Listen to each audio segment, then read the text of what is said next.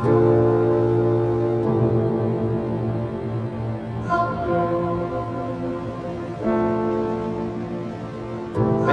Genesis. Album, Trespass. Tracks on the album.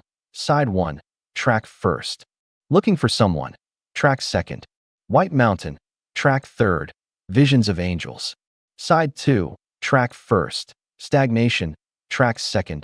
Dusk, track 3rd. The Knife. Release date, October 23, 1970. Recorded at Trident Studios, London, in July 1970. Engineer, Robin Cable. Producer, John Anthony. Artwork, Paul Whitehead for Clean Mosshine Studio. Musicians, Peter Gabriel. Lead voice, flute, accordion, tambourine, bass drum. Anthony Phillips, acoustic 12-string, lead electric, dulcimer, voices. Anthony Banks, organ, piano, mellotron, guitar, voices. Michael Rutherford, acoustic 12-string, electric bass, nylon, cello, voices. John Mayhew, drums, percussion, vocals. Label, Charisma, 1970. The making of Trespass. Over 2 years had passed between the recording of From Genesis to Revelation and Trespass. A long time by any new band standards, but for Genesis, it was an eternity in terms of style and growth. At the same time, the period was so overwhelmingly hectic that any attempt at pinpointing the watershed moment is purely arbitrary. We have already mentioned a few decisive events, including the demo with 4 songs.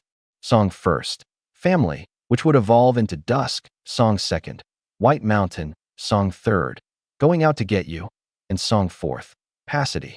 These songs were recorded on August 20th, 1969, thanks to their friend, Brian Roberts, and the band's stage debut, where Genesis incorporated their 3rd drummer, John Mayhew.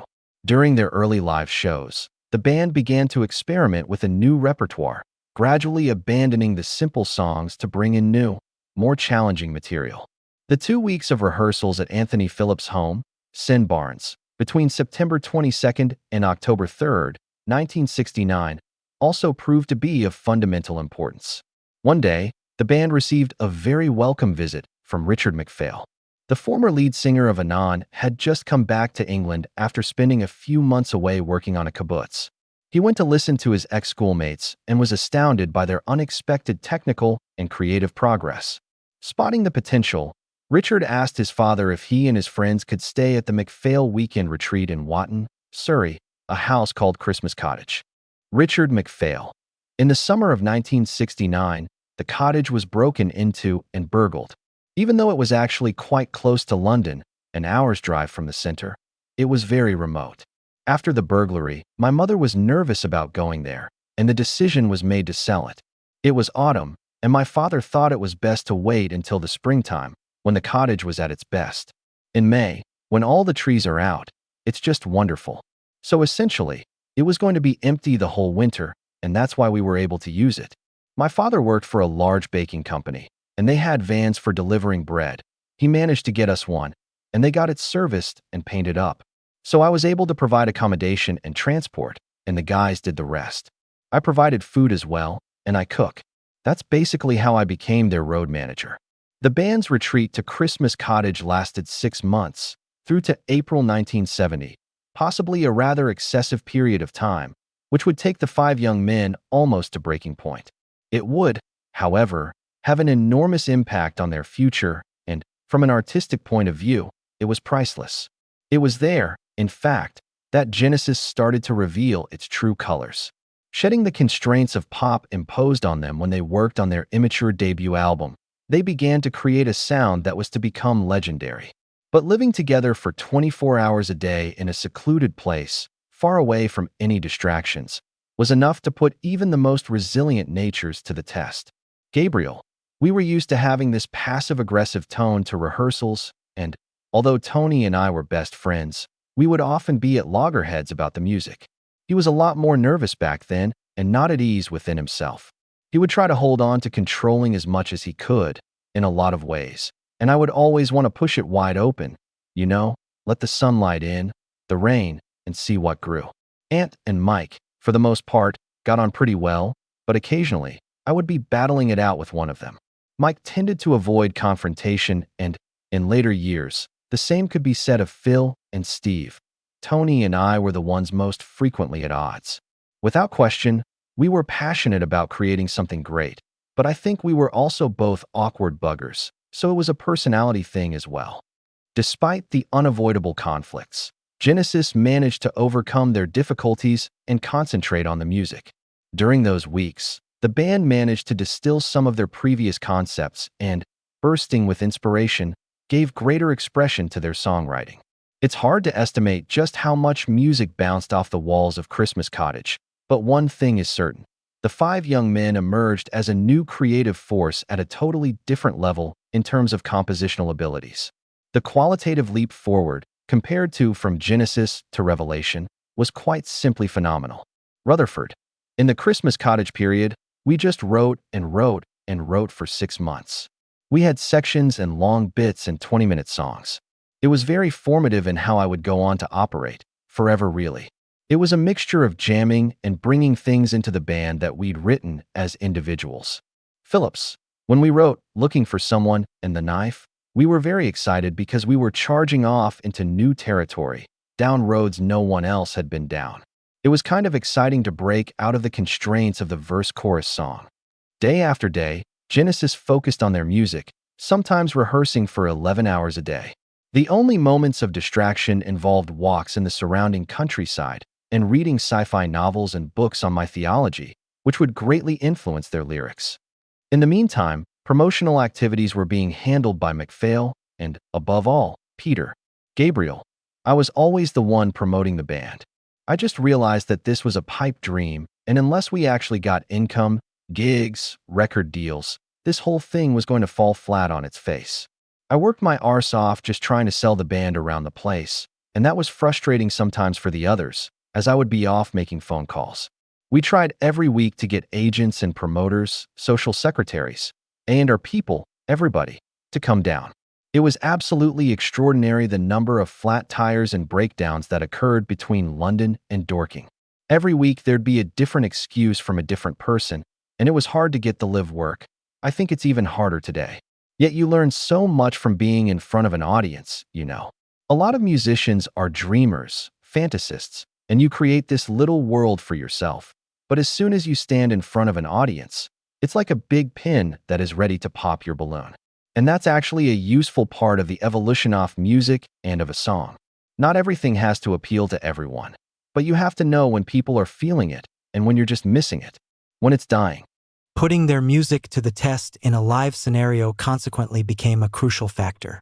In the last quarter of 1969, opportunities to play live were few and far between, but the situation began to improve at the turn of the decade.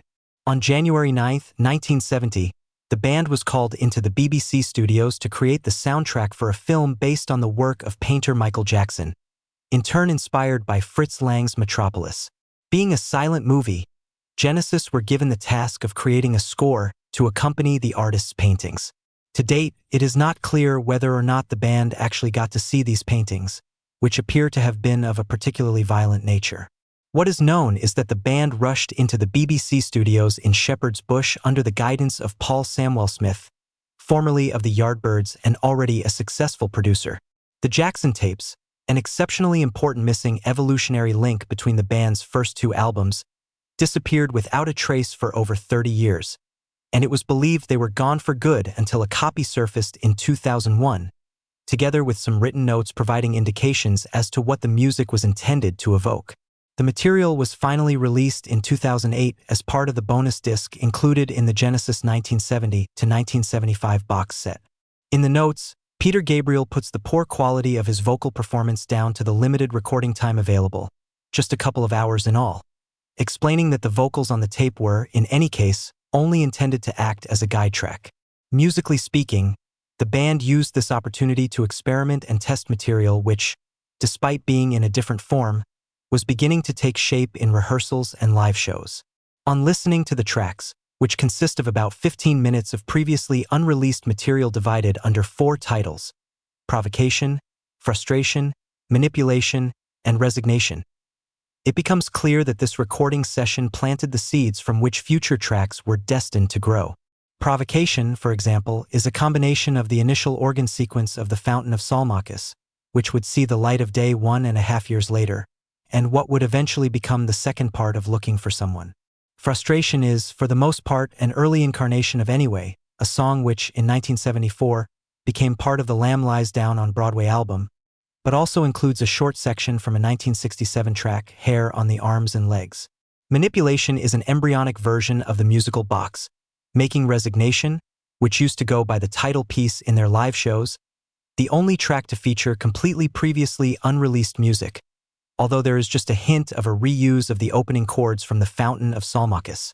Just over a month later, on February 22, 1970, Genesis returned to the BBC studios, this time in Maida Vale, for the radio program Night Ride. On this occasion, the band played 6 new songs live in the studio, this time complete with final lyrics and arrangements. Dusk, Shepherd, Passity, Let Us Now Make Love, Looking for Someone, Stagnation. The difference between these songs and the naivety of their debut album is startling. The songs, albeit pleasant, on From Genesis to Revelation, were as linear and unpretentious as the new ones were complex and variegated. The growth in musicianship was truly staggering. Gabriel, also playing flute as he had on the Jackson tapes, revealed a more mature and confident voice. Tony had begun to master the organ, an instrument which now represented a signature sound for the band, replacing the piano. Ant and Mike had the task of weaving brilliant and highly original harmonies on guitar, and, without reaching superlatives, John Mayhew turned out to be a solid drummer. That same February, thanks to a push from promoter Marcus Bicknell, the band began to pick up the very first signs of real interest from audiences at a series of concerts held in and around the capital. Having finally attracted the attention of various talent scouts, including the producer of Island Records, Guy Stevens, Genesis appeared to be on the brink of signing a contract with Threshold Records, the label founded by the Moody Blues, so much so that their keyboard player, Mike Pinder, invited them to the D-Lane Lea studios to record Looking for Someone. However, not everything lived up to Banks' expectations. Hitting a wrong note on the organ, he ended up arguing with Pinder, who didn't think another take was necessary. Charisma was still a small label at this time, but it was already considered a rising star of the British record industry. Its artists already included Rare Bird, who had just had a huge hit with Sympathy, The Nice, Vandergraaf Generator, Audience, and Lindisfarne. It was producer John Anthony who was so impressed by Genesis that he insisted label boss Tony Stratton-Smith check them out. For Stratton-Smith, it was love at first listen, and he signed them to the label, while at the same time prohibiting them from accepting a commission to write the music for a radio theater production by George Macbeth, entitled Sunken Gold. It was the producer of the radio program Night Ride, Reed, who had recommended Genesis to the Scottish poet and producer Michael Mason. The Sunken Gold project, after initially being shelved, was later picked up and transmitted by the BBC in 1984, featuring music by other artists. For Stratton-Smith, it was more important for the band to concentrate on new music, and the charisma boss wanted no distractions. So, schedules were mapped out, and Genesis, while waiting to book the recording studio to record their second album, resurrected a song which hadn't made it to the From Genesis to Revelation track list, Visions of Angels, in a completely new version, plus a few fragments dating back to the Oxford period at Silver's house. The rest of the songs came from the music written in the MacPhail's Holiday Cottage. When the 5 young musicians crossed the threshold of Trident Studios in London, the problem of which songs they should choose for the album did not arise. The amount of studio time they had was very limited, so Genesis were basically forced to select the songs they knew best, the ones they had tried and tested in their live shows. Phillips: "If we'd had more time, we would have actually gone back to some of the music we jettisoned, because recorded music is different from live music. The tendency then was to record the music that you were touring with, particularly if it was complex, simply because there wasn't enough time to rehearse anything new. We jettisoned all this sort of what you might call more adult progressive music written after From Genesis to Revelation because it had just died on the road." Banks: "We were finding our feet. We were rehearsing in this cottage for a long time, writing all these songs, and some of them didn't end up on the album. We were playing live, something we'd never really done, finding out how it went, getting used to playing in front of an audience, how to construct sets and everything, and Trespass was just a selection of songs we had at the time. I mean, there were 2 or 3 other good songs that didn't end up on this record. What we recorded is a bit arbitrary, I think. It was very rushed. You went into the recording studio and had a day or two to do it in. Phillips. I seem to recall that we rehearsed and then recorded the main part of it in a few days. Then we had to go off and do some gigs and come back in to do some additional bits. But I think all the main stuff must have been done at one time because it was too complicated to come back in and set up the mics for the 12 strings and Tony's organ. We knew it all back to front, and there wasn't really any time to try out other things. There are some additions of note, extra piano parts from Tony, and some extra acoustic guitar in Looking for Someone and Dusk by Mike. John Anthony added a few effects on the vocals, obviously, because that's where he came into play, getting the right sound. But most of the time it's just as we did it live, really including the drums in Trident Studios, and quite far apart as well, which didn't help. Behind screens and stuff, so it was quite difficult to get the vibe of being a group. John Anthony was the obvious choice for working on the production desk, and the results can be heard immediately, despite the limitations in terms of equipment. Phillips. Trespass was a slightly more sophisticated recording than From Genesis to Revelation.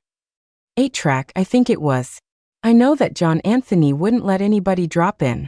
I was able to double-track a guitar solo on the knife, which would have been unheard of on the previous album. I remember Mike had a bit of a clash with a guitar at the end of Stagnation, about 6 minutes in. He had to just sit there, listen to the whole track, and of course by the time it got to his bit he was so nervous that he fluffed it. Start again, Rutherford. You couldn't drop in, so if you made a mistake in a 10-minute song you had to go back to the beginning and play it through till your mistake came again and overdub it. Don't know what that was about. It took forever. John Anthony actually made it a nice atmosphere, and I think we overdid it. Stagnation is a prime example where Ant and I put on far too many acoustic guitars. I mean so many. Layer after layer of stuff, completely betraying the principle of less is more. We were just so full of ideas. Banks. I remember being quite nervous. You didn't want to make any mistakes because there wasn't the option of going back and repairing and overdubbing stuff. The whole band went in there, and we all played it, and you went on and did a take until you got something halfway decent from all of you. Particularly for the drums, it was a problem because that was the one you really couldn't do anything about. Overdubbing apart, John Anthony proved to be a very collaborative producer. Phillips. From Genesis to Revelation was embarked upon in a very naive way, but with a huge amount of fun. I think we always felt that we had a lot of say, despite Jonathan King obviously being the head honcho. With both the first album and Trespass, I don't think we felt that we were not doing what we wanted to do. With Trespass, I don't think we felt emancipated from some sort of odious yoke. And this was going to be different because we had John Anthony as producer. For me, the recording was kind of pleasant because it wasn't too difficult, and we knew exactly what we were going to do. Nice sounds, nice crowd of people. John Anthony was really fun, very humorous, and told a lot of bad, filthy jokes, and I went through it on autopilot. There were no arguments. There'd been so many when we were writing that there was nothing left to argue about really, and I suspect the level of the organ was higher than the guitar or whatever, but John Anthony was in charge of that. Gabriel, Trespass was really the first opportunity we had to make a real album where we felt we were in the driving seat. John Anthony was there as a producer, and he was a great man for performance and getting the energy. But the style, the arrangements, and the approach were all determined by us for the first time. Phillips, in terms of writing, we were going back to something familiar to us, but what was different was doing it in a live context, with the power. By the time we got to record it, John Anthony probably helped to reinvent it for us. A lot of our friends liked the album, but I don't think there was any thought in our minds that we were recording a classic, that in 40 years' time people would still be talking about the solo and the knife. Rutherford, you make an album out of the best songs you've got at the time. From Genesis to Revelation had material in it that went way back. With Trespass, we were already in the next phase, with songs written between concerts. This is where the process of touring, gigging, recording, and writing started. We had some good songs, although they were probably better live than they were on the record. Even though the songs were developed as a group, the truth of the matter is that each one had a very different story behind the writing. Banks, some of the songs developed out of things that Ant and Mike had written together, or Peter and I had written. In particular, the knife was something Peter and I put together, which we then developed in the studio. The same goes for Looking for Someone, then obviously things like Dusk and White Mountain came more from Ant and Mike's side. Phillips, originally, it used to be very much a case that Mike and I would write and Peter and Tony would write. Then, during the period at the cottage, where we started doing these longer instrumental pieces, it all got much more mixed up. Mike and I might kick something off with two 12-string guitars, and then Tony would add some organ. Very, very early on, stagnation came from that sort of mixture. Obviously, Pete sorted the lyrical aspect, the vocal lines, and the flute. So there was a lot more cross-fertilization. Gabriel, the writing was still, to some extent, a continuation of where we'd started, in pairs, although some overlapping was beginning to happen. For example, Looking for Someone started with things I had begun, and in The Knife, there's one section which Tony did musically, whereas Dusk was an Ant thing, as was Visions of Angels. Phillips, Dusk and White Mountain were Mike and me with everyone else mucking in. I think the significant difference was Mike's involvement, because he wrote very little on from Genesis to Revelation.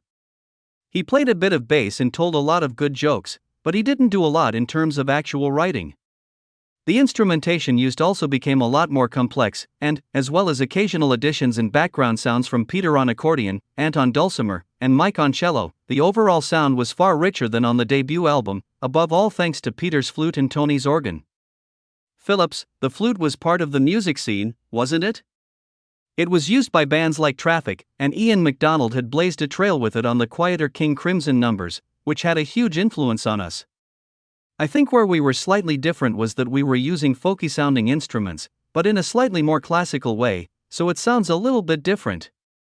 We would experiment with these cross-chord textures. Mike would be playing one chord, and I'd be playing another. Gabriel, Tony was extraordinarily possessive about the keyboards. I'd done a bit of flute at school, I always liked the sound, and a little bit of oboe. I was an even worse oboe player, but it made a couple of good noises now and again. Then the bass drum was something physical, visual, that I could kick hard, and occasionally it was in time. Phillips, we went through a period of experimentation with the live sound. Tony found the organ difficult. I always remember him referring to it as a box of tricks. A lot of pianists don't like the organ. For a start, you've got no light and shade of the touch, and if you're used to that expressiveness, it's terribly different. It takes a lot of time. I think he was a bit at sea and, in a sense, lost his power base slightly, and for Peter, it was difficult as well. So, whilst they were adapting their writing to the new medium, Mike and I started this 212-string thing. We just had a period where we wrote more. I think it was easier for us, really, and that probably explains the folky feel because Dusk, White Mountain, and Stagnation were all born out of 12-string guitar stuff, and Visions of Angels, although that was a piano song, it was developed as a guitar-based song for live shows. I remember some guy in the East Grinstead News labeled us folk blues mystical. Without doubt, the dominant instrumental role of Genesis during this phase was given to the intertwining sounds of Ant's and Mike's 12-string guitars. And this is the instrument that was behind the most stressful moment during the recording session. Phillips, up until then, most 12 strings were recorded as a background instrument that accompanied the song, and often they'd put the mic right on the sound hole, and you couldn't really hear the notes, you'd just get a very strummy sound. But, of course, the notes were important, so I had a setup where the 12 string went through an old tape recorder, I think called a Bayer recorder. Robin Cable came down and said that it didn't sound like a 12 string to him, and I answered, but it does to me. And that was quite difficult, because Robin Cable was an engineer of high standing. But I had the support of the others because that's how we did it live. Rutherford, the album started a bit like our live shows used to in those days. We'd start with a soft song. For half an hour, we'd play quiet acoustic music, and very often the drummer wouldn't come in till the stagnation bit, which is like 20 minutes into the set. So the album, in a way, reflected that. Part of our operation was an acoustic area. Ant on guitar, Tony playing piano or organ, and Pete playing flute. A lot of our music was acoustic, mixed with the heaviness of a song like The Knife. In those days there was a lot going on acoustically all around us. Crosby, Stills and Nash, who had a great sound, and Joni Mitchell, a lot of good artists whom we enjoyed listening to wrote great sounds and acoustic background. What finally emerged was a record that was unique to the rock scene of those extraordinarily fertile years. Banks, we didn't think of ourselves as part of any movement. Obviously, in the early days, our influences were the Beatles, the Beach Boys, and the Kinks. Still, by the time we got to the second album, we'd heard groups like Family and the Procol Harum albums, Shine On Brightly and Assault Dog, as well as Fairport Convention, and the way they were doing things interested us. It just showed slightly different approaches. We weren't trying to write hit songs but to do a little bit more than that. And the idea of having a bit more room to breathe, with songs creeping up to 7 or 8 minutes, just seemed a lot more exciting to us. Phillips, Tony was more from the classical side but loved pop, whereas Peter was probably heading more towards soul. The guys into the heavy stuff were Mike and I because we'd been in the school bands doing the Stones, Kinks, and Beatles. We were the ones writing really third-rate kind of blues riffs. We were much less sophisticated to start with. What sorted Mike and me out was switching to 12 strings and finding a bit of refinement there. We used to do a song called Going Out to Get You, which was in the direction Mike and I wanted to go in, but it's a good thing we didn't early on because we weren't very good at it. Gabriel, the folk sound of the album was definitely from Ant and Mike and their 12-string combination, and I think that was really quite innovative. I loved it, and I tried to encourage it. They would do these things where one guitar would be playing one chord while the other played another, and you would get a composite of the two. The effect gave us a unique sound. We were always trying to blend our influences. Nowadays, that seems nothing special, everyone takes whatever they want, but at that time, music was very segregated. I remember sitting in some publisher's office, or was it a record company, and they were saying, "No, you can't, you have to decide what you want to be, or you're a folk group, or you're a blues group, or whatever, you can't try and cross all these borders and barriers." And yet I feel that's what I've been doing my entire musical career. Whenever someone puts up a barrier, I try to find a way through it. Which I think is the most interesting thing for any creative person. The worst thing you can ever do to an artist is give them complete freedom because they go right up their arse, they don't know what they're doing, where they're going. However, if you say to an artist, "You can't go here. You definitely can't do that, and you mustn't touch this," then they'll start, in their devious way, to get really creative. While remaining predominantly acoustic, the new songs also required a more daring rhythmic component than the simple songs on the debut album. Banks, on this album, we had John Mayhew on drums, who was actually our third drummer, someone we picked up through an ad, and we were slowly getting some cohesion going between the 5 of us. It was quite difficult for John, I think, because we had all been to public school and behaved a certain way, which must have been very irritating to him. We had our own language, and we used to fight an awful lot, and we had terrible arguments and shouting matches. I was probably the main instigator. Gabriel, John was much more of a professional musician. He'd actually played with real bands of musicians rather than with a bunch of songwriters pretending to be a group. He had different sets of experiences, and he worked really hard and was very dedicated and delivered well in some places, but it still felt a bit of a struggle. Ant was the other person who was also drum sensitive, so he and I sort of overlapped in some of those areas. Between us, we would have a lot of ideas for what the drum parts should do, in much the same way that I think Paul McCartney did with Ringo and the Beatles. The album. There is little left to discuss. Genesis went into the recording studio, under the guidance of John Anthony, with the specific goal of recording the songs they were routinely playing live at that time. This meant the recording sessions could be completed much more quickly and would stay within the very limited budget, which effectively precluded the band from making overdubs, except for very small parts. The track list was basically predefined, the idea being that they would follow the format of their live shows, a soft start, getting progressively heavier. The only doubts concerned the final track, the heaviest on the album. Between Going Out to Get You and The Knife, it would be the latter that finally ended up on the record, whereas fans would only get to hear Going Out to Get You many years later in 2 versions, the original acoustic version, released on Genesis Archive 1967-75, and the version that was occasionally played live between 1970 and 1972. The creative driving force behind Trespass was, without a shadow of a doubt, Anthony Phillips. He wrote the song Visions of Angels by himself and White Mountain and Dusk with Mike. Again with Mike, he created the main structure of Stagnation, a song partly sourced from the movement, embracing the input of his bandmates.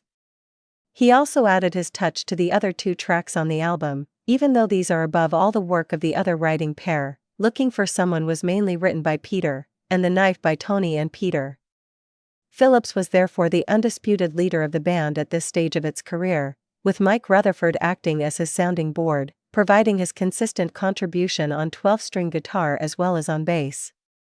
The pair represented the core of the band during this period of its history, and their tinkling strings make Trespass a chapter apart, not just in the group's career, but in the entire history of rock.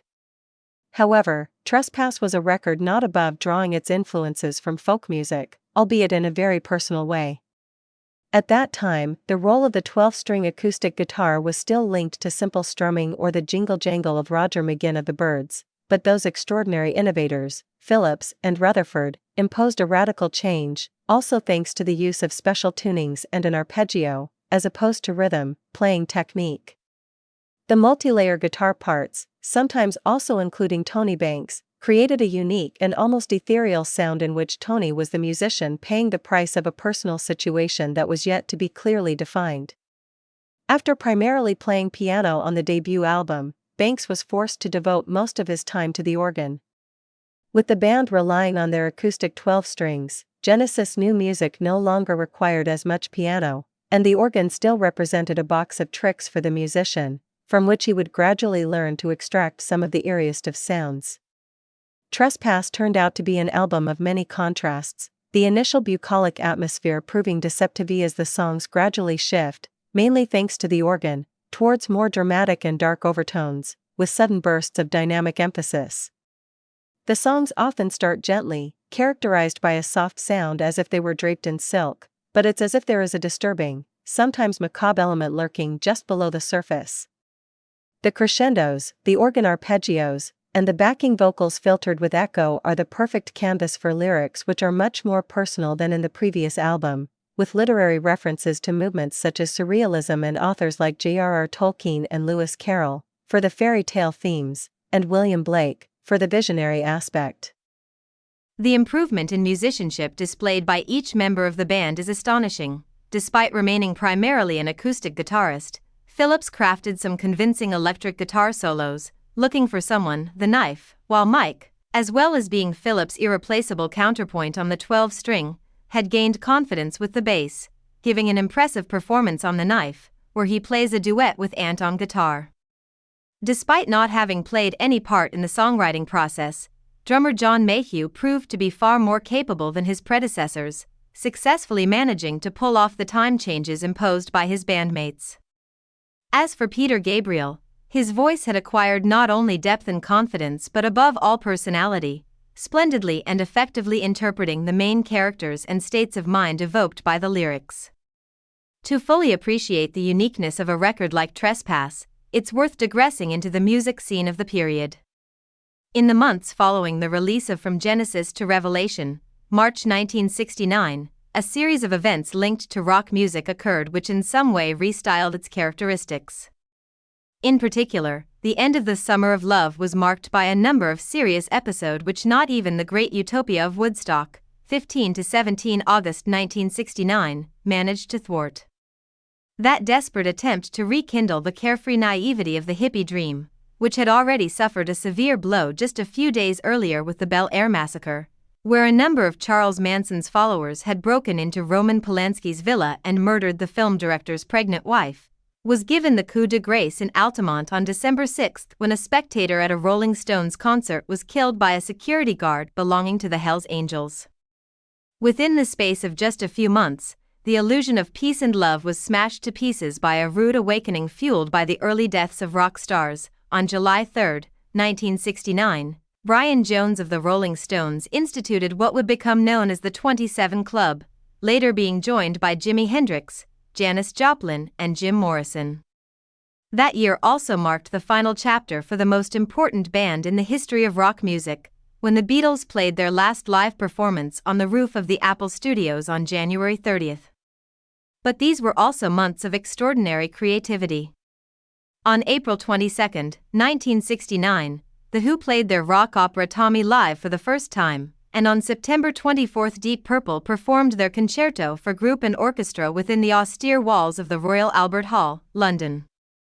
In 1969, the record market was inundated with album releases from great North American artists such as Bob Dylan, Nashville Skyline, Leonard Cohen, Songs from a Room, Joni Mitchell, Clouds, and outsider Tim Buckley, Happy Sad, as well as by bands like The Grateful Dead, Aoxomoxoa, The Doors, The Soft Parade, Creedence Clearwater Revival, Willie and the Poor Boys, not to mention the self-titled debut albums by Crosby, Stills and Nash and the Allman Brothers Band. To this list we can also add the albums by jazz legend Miles Davis, In Silent Way, Frank Zappa's Hot Rats, and Santana's self-titled debut album. But, of course, an English band like Genesis were mainly listening to British artists, and while the Kinks released Arthur, or The Decline and Fall of the British Empire, one of the first concept albums in the history of rock, Pink Floyd brought out the heavily psychedelic More and Ummagumma. The bands which most heavily influenced Genesis' debut album still represented models to be followed. The Beatles released Abbey Road, The Moody Blues to Our Children's Children, Procol Harum Salty Dog, and The Nice released their third album, self-titled. In the meantime, new groups had emerged which would have a fundamental role in the coming years, Yes, with their self-titled album, and Jethro Tull, with Stand Up. So, here we have a list of artists and records which help put the music scenario in which Genesis were writing their second album into perspective, while at the same time giving an insight into the sounds of most bands of the time. However, the cottage retreat period had meant almost total isolation for Genesis, who were more focused on writing their own material than on any models to be followed. But there was just one exception, In the Court of the Crimson King by King Crimson. Released on October 10, 1969, the debut album by Fripp, McDonald, and their bandmates defined a new genre, progressive rock, and it was about to have an extraordinary impact on the young Genesis, so much so that a copy of the record was quite literally played to destruction at the MacPhail's cottage. In the first months of 1970, however, while Genesis were busy playing live and perfecting their sound, other important events were happening in the rock world. On April 10, Paul McCartney officially announced the breakup of the Beatles. A few weeks earlier, Bridge Over Troubled Water was released, an album which would turn out to be Simon and Garfunkel's last studio record. Many of the North America rock giants, on the other hand, were still very much alive and kicking. James Taylor with Sweet Baby James, Crosby, Stills, Nash and Young with Deja Vu, Bob Dylan with Self-Portrait, Joni Mitchell with Ladies of the Canyon and Creedence Clearwater Revival with Cosmo S Factory, while Miles Davis was perfecting his form of jazz rock fusion with Bitches Brew. In the meantime, Great Britain seemed to be experiencing a totally new swell of reactivity. While the Beatles released their epitaph Let It Be, Deep Purple consolidated their legendary status with In Rock, alongside other hard rockers such as Uriah Heep with Very Evie, Very Humble, and Black Sabbath with Paranoid. And while King Crimson, Jethro Tull, Yes and Van der Graaf Generator continued moving forward, respectively with In the Wake of Poseidon, Benefit, Time and a Word, and The Least We Can Do Is Wave to Each Other, Supertramp brought out their debut album and Traffic released their masterpiece, John Barleycorn Must Die. Whilst this was an extraordinary period for the release of groundbreaking records, also worthy of mention are Mona Bone Jackin, by Cat Stevens, with a very young Peter Gabriel on flute, Abraxas, by Santana and Caravans, If I Could Do It All Over Again, I'd Do It Over You. Genesis seemed unperturbed, as they forged ahead on their very own path. In October 1970, Trespass came out alongside releases by rock legends Led Zeppelin, third album, Pink Floyd, Adam Hart Mother, Frank Zappa, Chunda's Revenge, and Elton John, Tumbleweed Connection. Despite such fierce competition, Trespass was declared Album of the Month in December's edition of Melody Maker. The songs, Looking for Someone. The start of Genesis' second album is strikingly different to their debut record. An organ chord leaves the field open to the splendid voice of Peter Gabriel, showing off his soul influences. Gabriel, that was a song that I'd brought to the band, and the band then extended. It was a sort of blues, soul-influenced piece that went into this folkier journey. I can't remember if that mixture was more thanks to Aunt or Aunt and Tony. But it was fun to sing.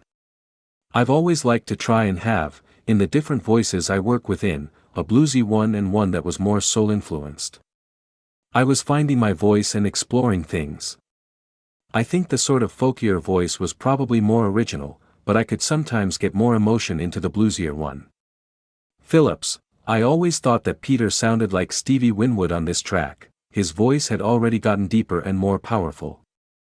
The beginning is all Peter, with a good piano sound, but there are bits of King Crimson as well. Procol Harum influenced us, particularly Tony and Peter. I was influenced by Family, for the acoustic guitar parts, those played by John Whitney. After the last vocal sections, the almost military pace, driven by the guitars over the eerie arpeggio on the organ, leads to an instrumental ending lasting over 2 minutes. Phillips, I can't really remember who started these parts. A lot of the instrumental stuff on this song and on The Knife was done at my parents' place. We spent 2 weeks there with my father sitting next door trying to watch the TV. Under the arpeggio of the organ, you can also hear a classical guitar played by Mike Phillips. He had to wait 7 minutes because John Anthony wouldn't let anyone drop in. Mike was sitting there getting more and more nervous with his hands shaking. In this piece, there's an acoustic guitar and an electric, but live, there wouldn't have been the acoustic. Live would have been all electric because Mike was playing bass as well. In the scales preceding the final guitar solo, Phillips explains, there's extra piano here which Tony wouldn't have been able to do live. The organ is more powerful and reverts to piano again, with a nice tune. I didn't actually remember the last part at all. It's clever. There's some out-of-tune guitar there. I should be shot for that. The very limited songwriting contributions from the drummer are to be found in a handful of lines in the lyrics to this song. Mayhew, it was Peter who wrote the lyrics, it was his special conserve, his special thing. So I didn't contribute very much to the lyrics, although when I was 12 years old, I had some poetry published in a London literary magazine. I have always been good with words, writing stories and poetry, but don't think I wrote Genesis songs, I didn't. I only made some suggestions. White Mountain. Phillips, I found the demo where Mike and I just started writing this, playing the tune together. You can hear Josie, Mike's then girlfriend, saying, "Ooh, that's nice." And I'm sure that sounds like something else. I realize now why it was reminding me of something.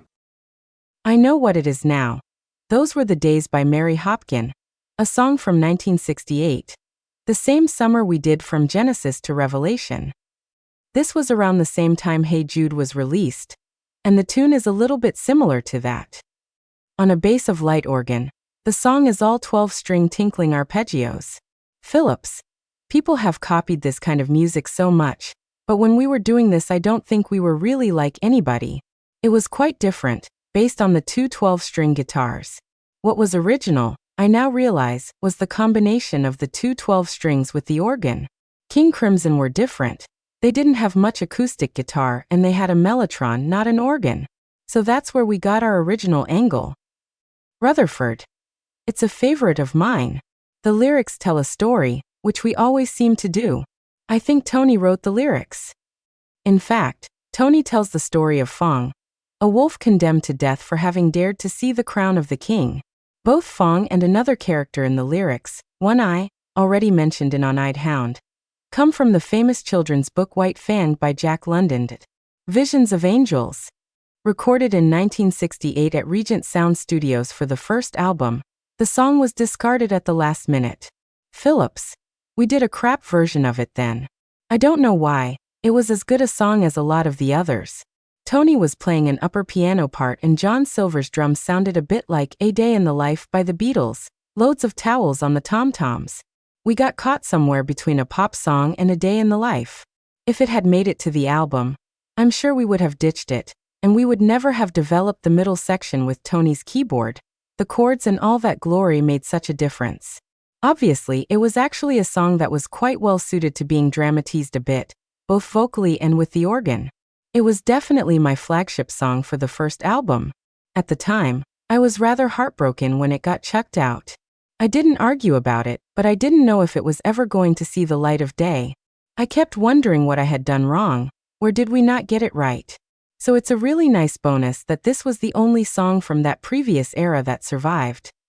Apart from the middle section, which we all did together, Tony and myself mainly, explains Phillips, the song was composed entirely by Ant on the piano. Phillips. I couldn't play the piano at all in a conventional way. I used to play with 3 fingers in right-hand octaves, and then I would cross over and play the tune, which was very bizarre. I think Tony thought I was an idiot, which would be understandable. But like a lot of idiots, sometimes you can come up with something that's a little bit different. I was helped by the fact that I was very limited. Just occasionally, I could come up with a nugget of a tune, and there was a sort of plodding piano style that was very fashionable at the time. The Beach Boys had done it a lot. The Beatles were doing it in things like With a Little Help from My Friends. After a piano intro, the bass comes in alongside the 12-string arpeggio and light drumming. Phillips. John did a bloody good job on this, you know? I'm sure Phil would have been a bit better, but John did pretty damn well. God bless his soul. The only thing with John is that sometimes he wasn't incredibly steady. The romantic verse gives us Gabriel's voice filtered and compressed over arpeggiated guitars. Phillips. This is all 12-string but not with a microphone, so you haven't got all that SSSS. Listening to it now, maybe it's too mellow, but it works well with the organ. At one point, Peter was phasing his voice, which overall is quite dry. There's not much reverb on it. But it's so much more powerful than the version we did for the previous album. Oddly enough, the lyrics to the track are a love song that Ant wrote for Jill Moore, who would later become Peter Gabriel's first wife. Phillips. Peter realized that this song was written about Jill before we went on the road. I can't remember if the lyrics were changed for the new studio version. Stagnation. Partially composed by Ant and Mike at Ant's house, this song was first recorded as a demo in Ant's home studio at St. Barnes in August 1969. Phillips. Most of this was based on a lot of 2 12-string sections Mike and I had written in the spring of '69. We used to sit in my parents' kitchen, I don't know why, but it always sounded better in the kitchen, and we wrote a lot of stuff during the summer when we were going around, trying things, and auditioning drummers. We had a thing called The Movement, which was a sort of an experiment with a longer piece. We tried it in different ways, but it didn't really go anywhere. Still, some of the original ideas went into stagnation. We took out a 2 12-string guitars section, and Tony started working on it very early on, adding more than just solos. Banks. It developed out of a piece that we had rather pretentiously called The Movement, which we'd been rehearsing for a long time before we played it on stage, and it developed. At one point, this thing was about 30 minutes long. It sort of got a bit condensed. Bits came and bits left, but the first bit stayed, and so it was always a key song for us. Gabriel. I think it started with an Ant and Mike thing and then bits were added, a journey song as I'd call it. It didn't follow the normal verse-chorus sort of structure, but went through a series of landscapes, and that was something that interested me and continues to interest me in the things I do, especially with my film soundtrack work. Some of my favorite pieces of music are when, as a listener, you get taken into different worlds made out of sounds or blends that you've not encountered before. I think that's what we were aspiring to, and this is one of the most band-composed tracks on the record. The track opens with incredible cross-harmonies played by Ant and Mike on 12-string guitars with open tunings. Banks. The Fairport Convention folk influence and the general acoustic guitar style were quite a big thing. Ant and Mike used to play these 2 guitars together and do a lot of interweaving parts in the harmony, which was very much part of early Genesis and certainly led to the start of what was probably the best song on the album, Stagnation, which was then developed by the whole group. I think that was unique, no one else was doing that sort of thing. But it did come from Fairport roots. After the vocals come in and a few muffled beats on the tom, the first real solo in Tony Banks' career takes off with a rather strange tone created on his organ using a trick for the descending note you can hear at 2:09 on the remastered version. Phillips. He got that swoop by turning the organ off and back on again. There was no pitch wheel, you see. It was funny, this was the most experimental section. This is where we discovered a lot of things between the 12-string and organ. Phillips again. There's no bass. Mike may have played bass pedals, although it doesn't sound like a bass pedal. There are some strange sounds in the background. I don't know what they are. I know Pete used to play the accordion on it. This track must have been quite weird for people, actually, because it was very decorative, not really like a song. I mean, this is exciting now, but then they must have been thinking, what are they doing? There wasn't much for Pete to do, actually. It was mainly us three with John.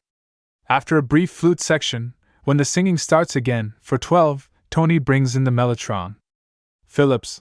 We had to really work hard to try and get Tony to play the mellotron. He didn't want to start with. And straight after 505, I don't know where this section came from. It's guitar-based, but whether it was adapted from a tune of someone's, I don't know. I think it's Mike's riff. In this sequence you can see where I Know What I Like came from years later because its chords are quite similar. In fact, after 1977, Genesis would often feature Gabriel's flute melody in the extended ending of the live version of I Know What I Like. Banks. Peter used to play a lot of flute, really, and it was nice for us to have an extra instrument. You have to understand that, in those days, keyboards meant just organ and piano, really, that's all there was. I used to put the piano through a fuzz box, which got some good sounds on it, but the flute, which Peter played, was very strong. I mean, he wasn't a great flute player, but it was a lovely touch, and the big melody at the end of Stagnation shows that. Obviously, later, once mellotrons and synthesizers and everything came in, the flute kind of fell by the wayside, but it gave Pete something else to do when we were writing songs. I mean, banging tambourines and the rest of it can obviously get a bit frustrating. He was a person who would have liked to have had his hands on the keys quite a lot of the time, but I wouldn't let him. Gabriel's lyrics were inspired by the possible consequences of a nuclear war. Phillips. I always liked the words bitter minnows amongst the weeds and slimy water. Good lyric. Peter sang it, putting his voice through a narrow tube so it sounds as if he's underwater. Banks. In those days, we used to have a thing about keeping the voice really low on the first, but we overdid it on the original version. You can hardly hear the voice on the first verse. The remixes have made a big difference. Suddenly the voice is there. Particularly with the 5.1 mixes, you can spread the guitars out a bit, although, having said that, on this particular album, we had to do a lot of submixing because it was done on an 8-track. The bottom end was very weak on the original version, and you couldn't really do a lot with that. Dusk. Written by Ant and Mike at Send Barnes, a first version of this song was recorded on August 20, 1969, released 30 years later as part of Genesis Archive 1967-75.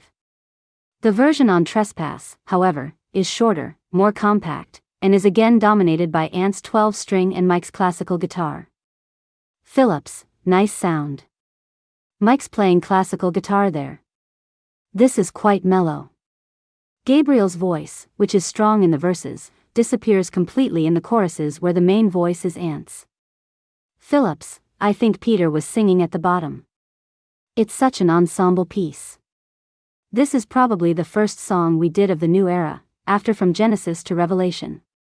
After the second chorus, Peter plays a flute solo, which closes with a guitar arpeggio. Phillips, I always like this bit, 228.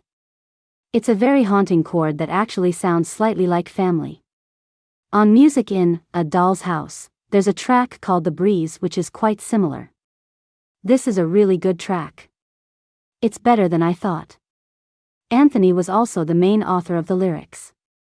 Phillips, on this one, we imagine someone who is what we call morbid, someone whose life is slipping away and is looking back on life.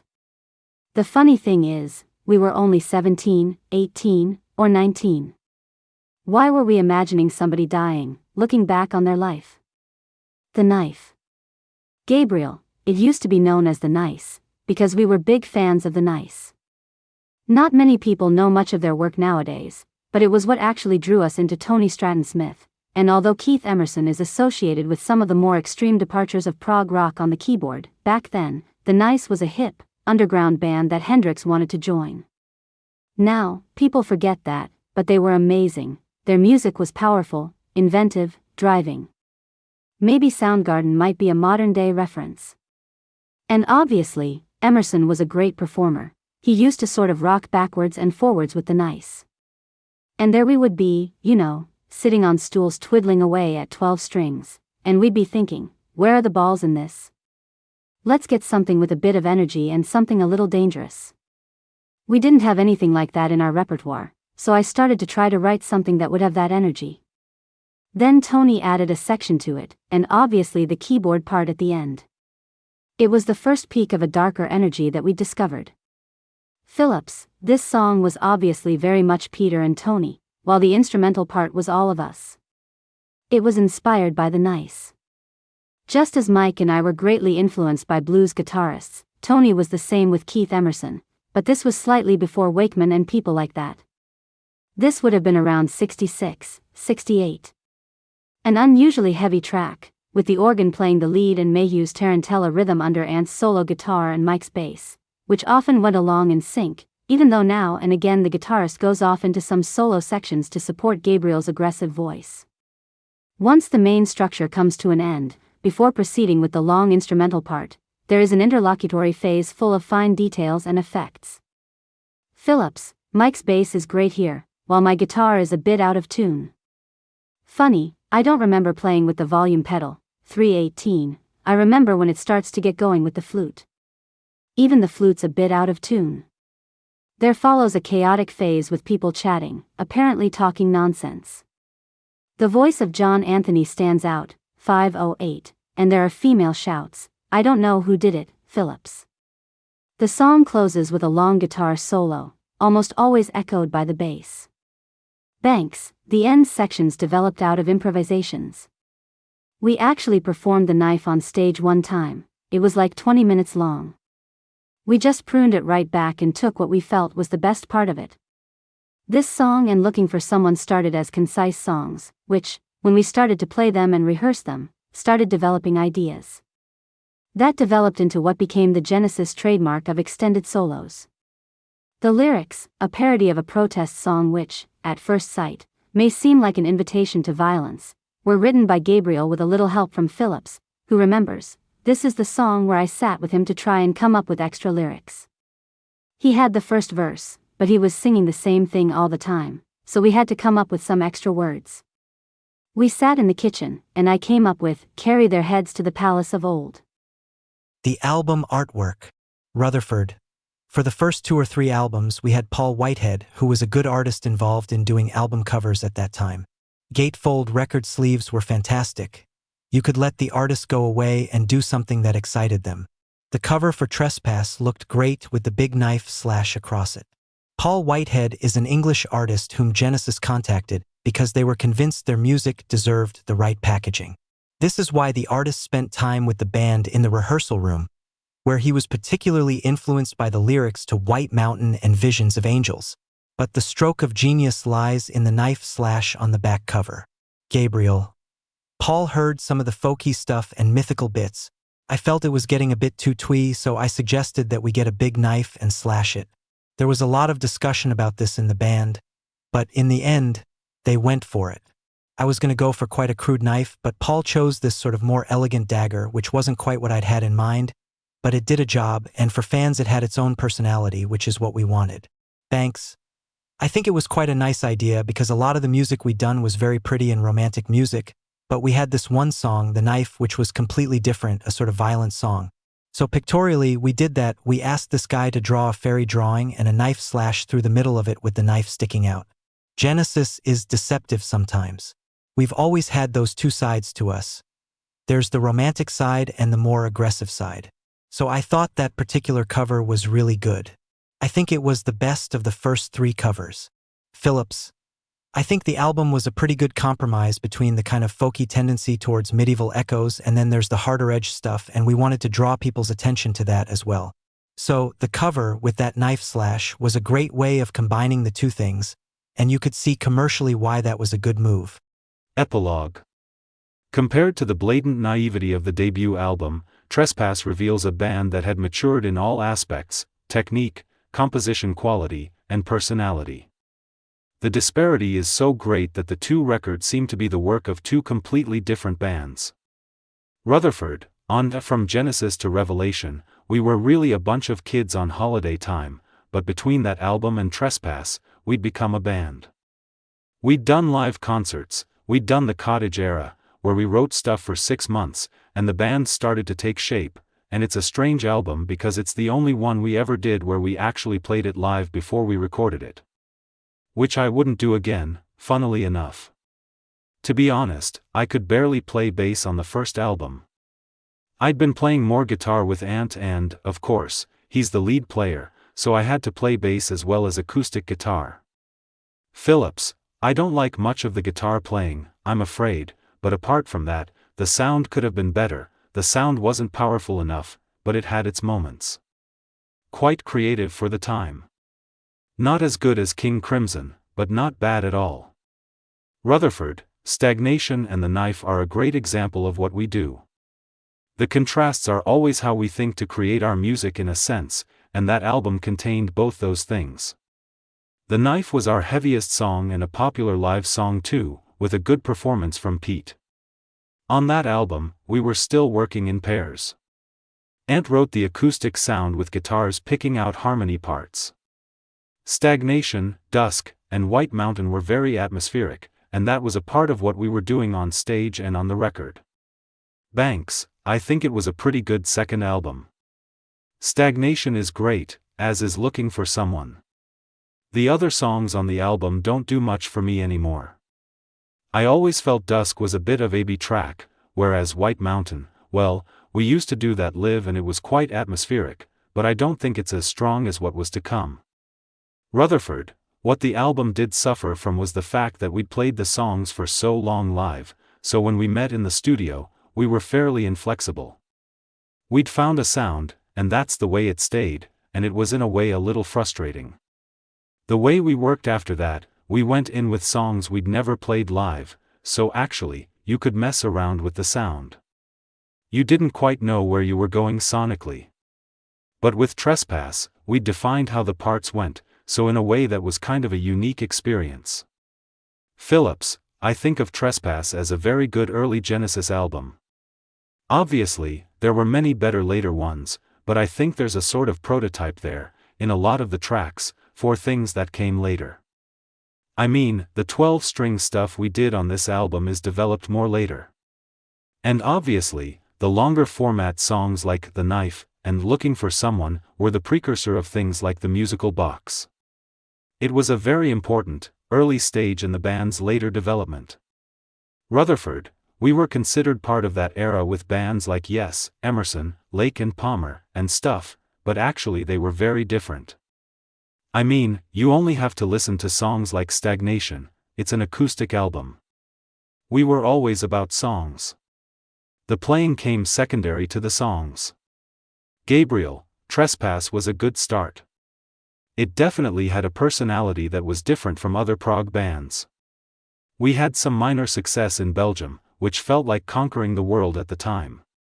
Unfortunately, by the time Trespass had reached the record shops in October 1970, the band was already desperately seeking a solution to what would be the most dramatic defection in its still very short history, the departure of Anthony Phillips. Rutherford, in a sense, people never realized that in a way, apart from Peter, who was always very get up and go with agents and managers and the business side of things, in many ways during that first era, Ant was the strongest driving force. He was an extrovert on stage, musically he was very strong, so the concept that he might leave was probably nowhere near our thoughts at all. Phillips, my leaving was nothing to do with the music, it was just due to stage fright and my health, really. I found it really tough. There was no kind of left for musical differences or huge personality clashes. I just found the touring had taken a huge toll. You know, people glamorized this life. They imagine it's all high living and groupies and stuff, but we were living a fairly monastic life. I mean, we were living on top of each other in a cottage. We never went anywhere else, nobody saw anybody else. At one stage, we got so irritated with each other that we wouldn't talk. I mean, it's understandable if you're living in the same place for 6 months. I didn't have a girlfriend at the time, but 2 of them never saw their girlfriends. So, looking back on it, the idea of getting together in a country cottage and never getting away from it, living 24 hours day music was pretty silly. Pete has pointed out that I was probably the most driven member of the band. I loved the illusion, I believed in it. Banks, there was parental pressure on Ant, and that was probably one of the factors that made him leave. It was certainly the reason our previous drummer, John Silver, left. You should remember that, back in those days, pop music was not a respectable profession, but those of us who just loved music just wanted to be in it and didn't really care one way or the other how it was, we stuck at it. For me, Anthony was the group leader, he was the one who wanted to go live, he was the one who wanted to go professional, he kind of motivated the rest of us, really. Peter and I were not sure at all if it was what we really wanted to do. Initially, I think we said we'd stay just for the first summer, with the intention that we probably wouldn't stay, that they'd find somebody else. And then, of course, we got more into everything after that, so we were very surprised when Anthony was the one who suffered from stage fright. In January 1970, Phillips, who was still battling with the after effects of glandular fever, began to suffer from acute stage fright. Then in April, he contracted bronchial pneumonia. Phillips, I stopped touring when I got bronchial pneumonia. I had to stop for 2 weeks, which felt really bad, but I realized the problem wasn't going to go away. I was advised by the doctor to leave, but there was a part of me that didn't want to let go of the dream, and I also didn't want to let the others down. But I was pretty clear that I was indispensable.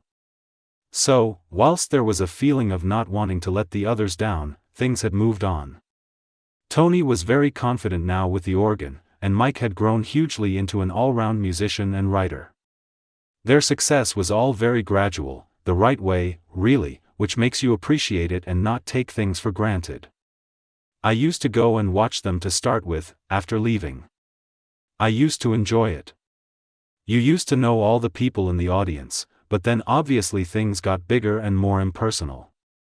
It would be unnatural if I had walked away and then never thought, wouldn't it be great to be part of that, but there are lots of things in life you just aren't cut out for. If I said, I've got no regrets about it, no one would believe me anyway, but if I look at the situation at the time, it was just untenable. The combination of unresolved stage fright, which I never spoke or sought advice about, and physical frailty made the decision to leave unavoidable. And, to be honest, you can't have 4 composers all in the same sort of space. I think they ended up with a very workable unit because everyone, Phil, Mike, and Tony, made their own separate power blocks. You hear stories of groups where there's no co-composing, where they all fall out and hate each other and throw guitars at each other. But you try co-composing where you get someone saying, if you take my chorus, I'll take your verse, it comes down to who's got the strongest will, and if the person is just not prepared to back off, it gets quite wearing. I think they got it to a stage where it really worked, there was just mutual respect with no treading on anybody else's toes. That doesn't mean to say you loved everything. The concert. Gabriel. Ant's departure was a great loss. In many ways, he was the most musically gifted of all of us. He was also the most obsessive and transmitted that culture to the band.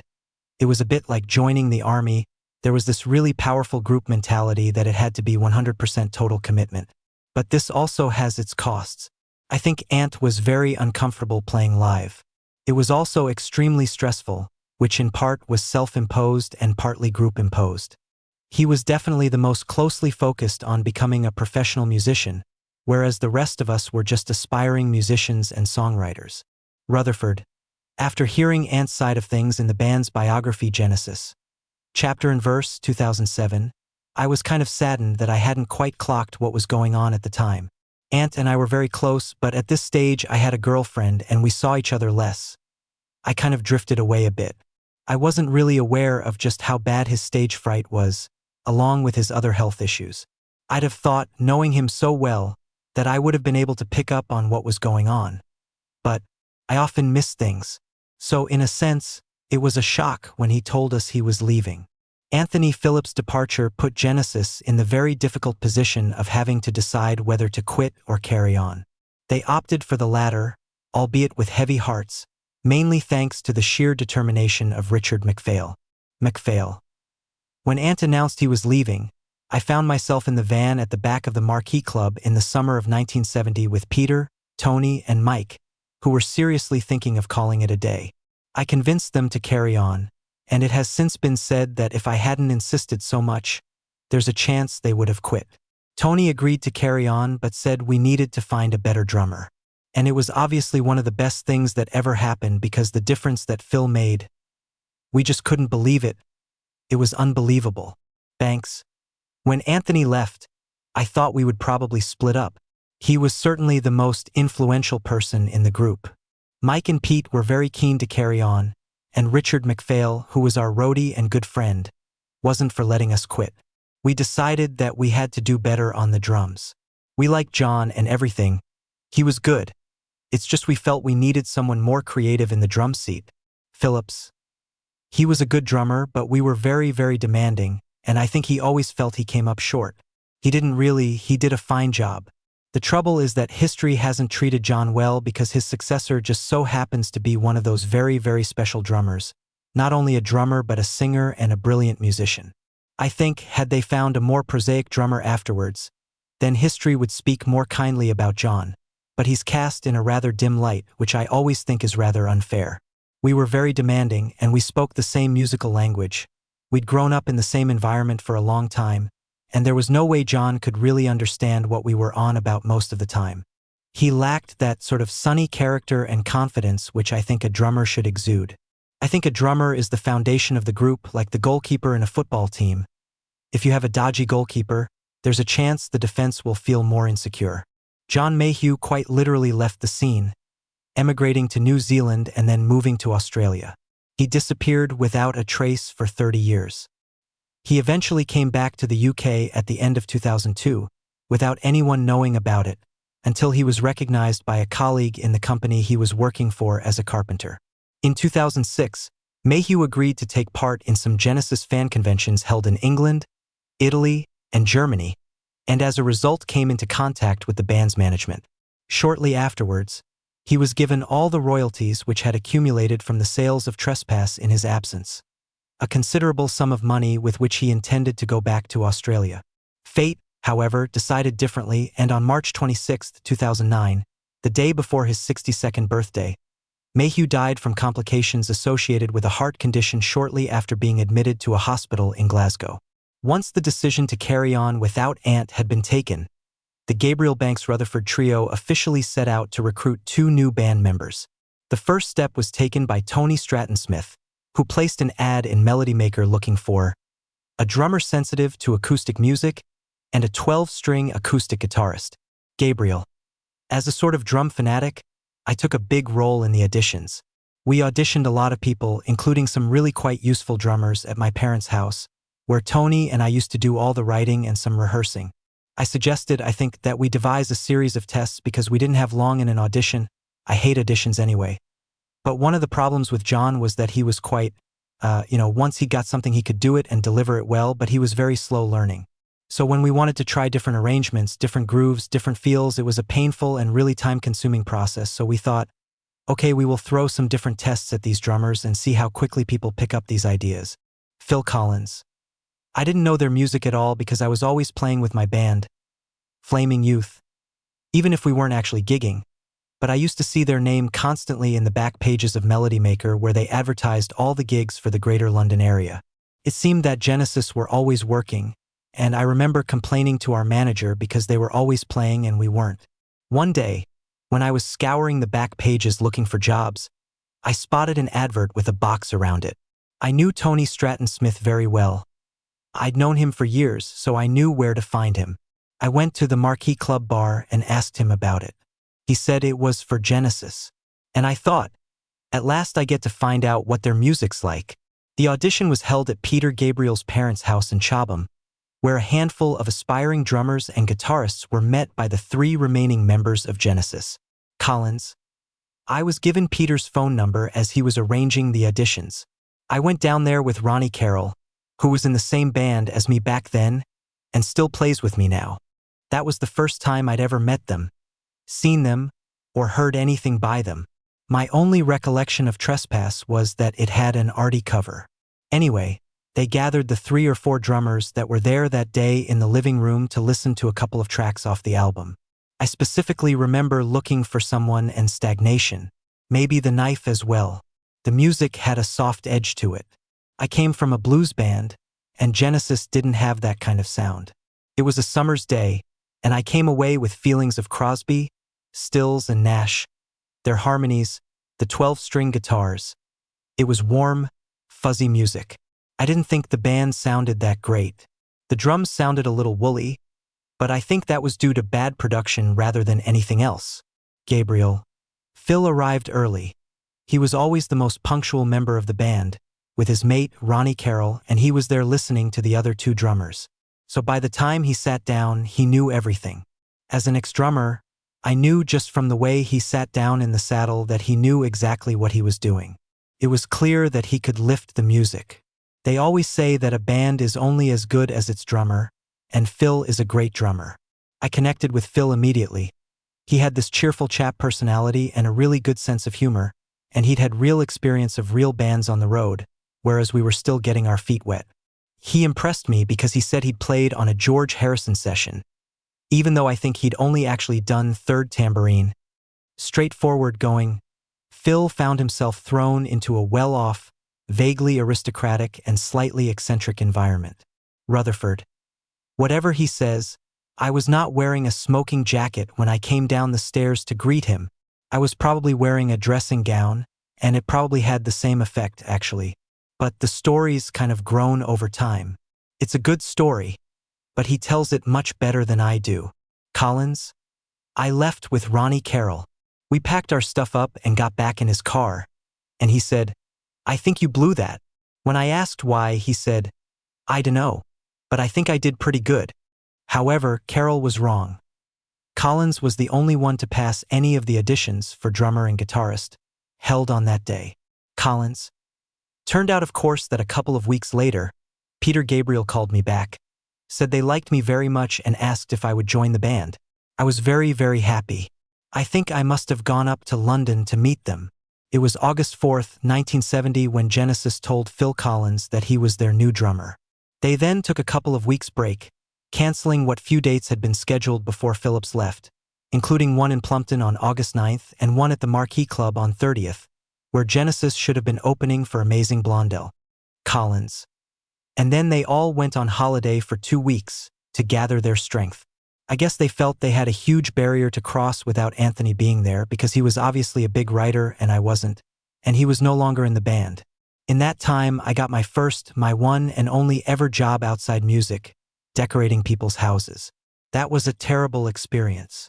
On August 24th, Peter, Tony, Mike, and Phil went to stay at the Maltings, a range of buildings in the heart of Farnham, Surrey, which is now a creative arts center, to start rehearsing.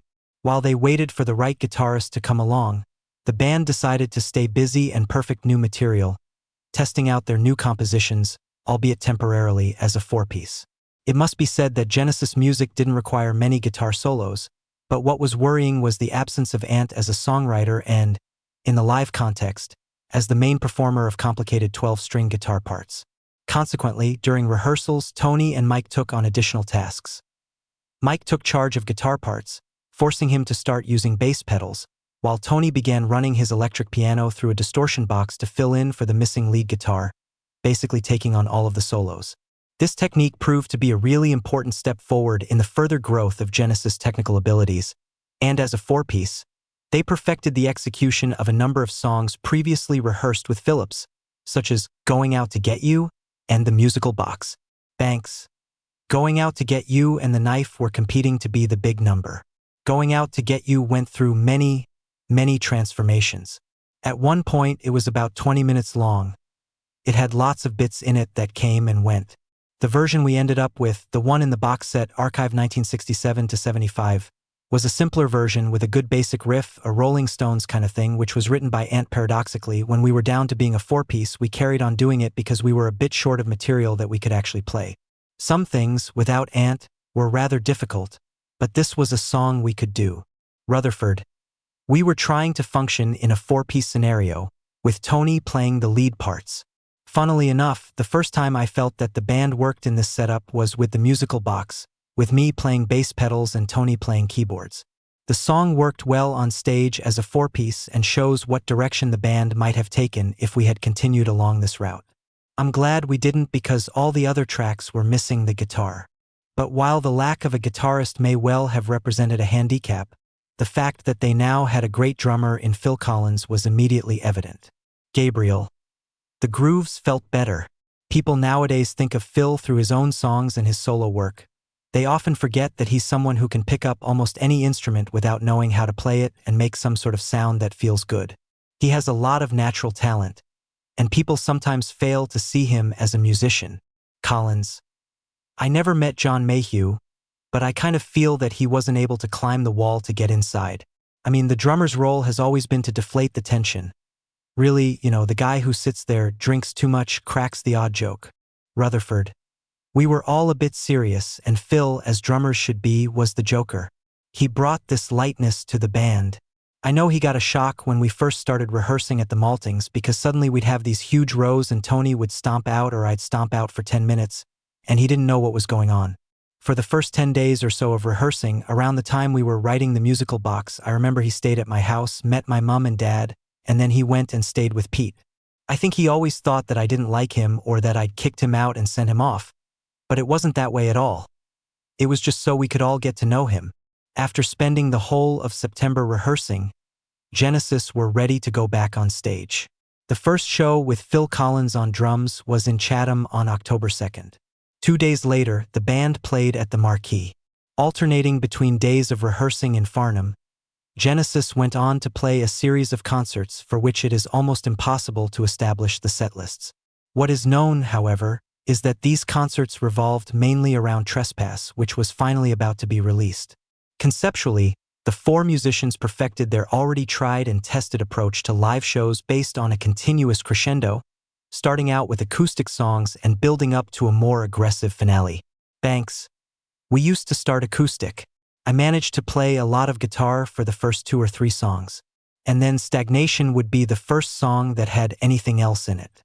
The song itself starts with just the guitars, and then the keyboards come in, and then there's an organ solo, and then the whole thing becomes drums and everything comes in.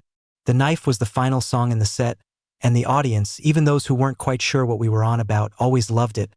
Their heads were all going, so for that first year or 2 of touring it was very much the key song, the trademark Genesis song. Gabriel. I'd always felt that it was a good thing to try and build up from small to large, from light to dark, and so on. We'd come on as a sort of folk act, and then we'd end up electric and smashing things. We wanted to shock people. I think Ant had some of these instincts about how to interact with an audience, more than the rest of the band. They learned over the years, but it was sometimes like trying to talk to a brick wall. As the frontman, I felt I was the vehicle through which the audience connected to the music, and I was painfully aware when things weren't working. Ant had this great body of other melodic and classical things within him. He was from the Stones mold of rock guitar. Another loss, for me, when he went was that I didn't feel anyone else quite understood what actually happens between band and audience. While some songs from the repertoire already tried out with Philip survived, such as Peace, Twilight Alehouse, and Going Out to Get You, other songs like the musical box took on a more definitive form when Genesis were playing as a four-piece. More importantly, during the rehearsals at the Maltings, existing pieces of music were developed and completely new songs written. For example, the instrumental track Moss, previously called the Epilogue, which recycled a few sections from the movement, and Wooden Horse, which later became known as Wooden Mask. Songs from the four-piece period also include The Light from one of Phil's ideas, and a primitive version of The Return of the Giant Hogweed. Banks. When we recorded Trespass, we only recorded about 50% of the music we were playing live. By the time we got to recording Nursery Crime, we'd written new material and didn't really want to do the old stuff again. We had about half a dozen songs, which we did in those early shows that just never got recorded. The Light, for example, had some good bits on it which saw the light of day on the Lamb, and there were 2 or 3 other songs like that. Having no intention of carrying on as a four-piece, Genesis continued auditioning guitarists. Despite not being fully accepted into the band, Ronnie Carroll, former guitarist in Flaming Youth and friend of Phil Collins, did maintain contact for some time. Carroll, after the first audition, where Phil was playing by the house and I was playing on a chair with Mike Rutherford, I went back and did 3 days of rehearsals. But Genesis wanted somebody to play more or less rhythm, and I wasn't that kind of guitarist. I was into blues. I basically saw a guitar solo as something I made up and not something somebody else told me to play. Mike was very technically gifted as a 12-string guitar player. I think I lacked certain skills. Carroll did play live with the band on occasions. For example, at the Kempston gig on October 23, 1970, on electric guitar only. In the meantime, David Stopps, promoter of the Friars Club and big Genesis fan, suggested guitarist Mick Barnard, who played in a local band, The Farm. After having gone to a few of their gigs, including the one with Carroll on guitar, Barnard auditioned for Genesis in mid-October, first at the Maltings and then again in West Hampstead, which is why the band skipped the performance at the Grand Benefit Festival held at Sussex University in Falmer on October 31st and November 1st, before finally appearing on stage in Salisbury on November 3rd. For a time, it seemed that Genesis had found the answer to their problems because Barnard had a certain amount of experience, even though he didn't play a 12-string, only a Gibson 335 electric guitar. With Barnard in the band, Genesis further perfected songs like The Musical Box, for which he outlined the essential parts of the guitar solo. At this point, Genesis still weren't that well known, so much so that occasionally their name got misspelt on posters and flyers, appearing, for example, as Genesis, but they were starting to get noticed, even if most of the time they were still supporting other bands. On November 7th, they opened for Argent, and on 10 November for Jackson Heights. They were also supposed to open for Fleetwood Mac in Brighton on November 13th, but the schedule got changed, and they ended up supporting Fairport Convention in Canterbury. On November 14th, Genesis made their first ever TV appearance, live in the BBC Shepherd's Bush studio on the Disco 2 music show. The band, including Barnard, all mimed the knife except Gabriel, who actually sang live. After their TV performance, unfortunately deleted from the BBC archives, Genesis rushed up to Watford, where they had a gig that same evening. Between the 15th and the 22nd of November, the band toured Scotland, and on the 28th, they had an important and unexpected gig at Imperial College London. The evening's main attraction was Van der Graaf Generator, the most popular band in the Charisma catalog, and Genesis were called in at the last minute to replace the original support band, Cochise. As Genesis weren't 100% convinced about keeping Mick Barnard, they continued to keep an eye out for another guitarist. On December 12th, Peter spotted an ad in Melody Maker saying, "Imaginative guitarist, writer seeks involvement with receptive musicians, determined to strive beyond existing stagnant music forms. Steve Hackett." I stuck loads of ads in Melody Maker. It was the most powerful music paper at the time. Loads of bands were formed off the back pages of Melody Maker. I think the odd Rolling Stone or the odd member of Led Zeppelin, possibly the whole band, found work like that. 5 years of ads, and eventually this crazy guy called Peter Gabriel phoned me up. I figured he was at least as mad as I was, so I thought, okay, why not join the band? I didn't have anything better to do at that time. Instead of inviting Steve to an audition, Peter and Tony went round to his flat. Hackett. To be honest, I didn't realize that I was auditioning. I hadn't queued up with 40 other guitarists. Had I known, I think I probably would have been more nervous. Pete and Tony came to the flat that I shared with my brother and family. It was all very low-key. They turned up with overcoats, looking like they might have been understudies for Doctor Who, with long woolly scarves, long coats, borrowed trousers, and shoes. That was the look. It was very anti-image in those days, so I sort of fitted in because I was all sort of beard and glasses and dodgy safari jacket. It was hardly glamorous. Rutherford, the problem was that I was trying to find Aunt 2, but there was no such thing. Then I had a terrible sort of ulcer and had to stay in bed for a week, during which time Tony and Pete found Steve. I think my not being around enabled them to find someone. And it worked great. I think the reason we hadn't been able to find anyone was probably my fault. I was the stumbling block trying to replace Aunt with a similar sort of person. But you couldn't do that. Hackett, I remember that my brother and I played 3 different kinds of music for them. One was pastoral with the flute, one was atonal, dissonant, and aggressive, and the other was blues with a harmonica. It was the first one they were attracted to. I had a Gibson melody maker that I was playing through a little radio.